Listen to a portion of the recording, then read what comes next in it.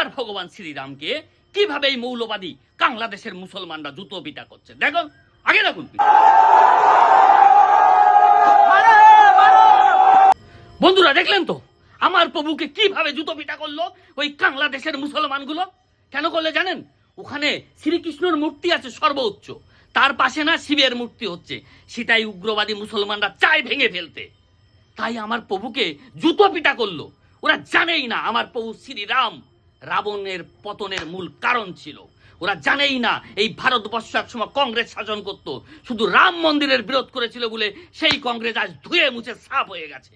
এই যে আপনার দলের পিসি, মনে আছে পিসি, আমার বাংলার পিসি, শুধু রামের বিরোধ করেছে বলে ধুয়ে মুছে সাফ হয়ে গেছে। আর এই বাংলাদেশের মুসলমান এই উচ্চারণটা করতে পারছি না, এদের পতনের মূল কারণ হবে আমার প্রভুকে জুতো মারা।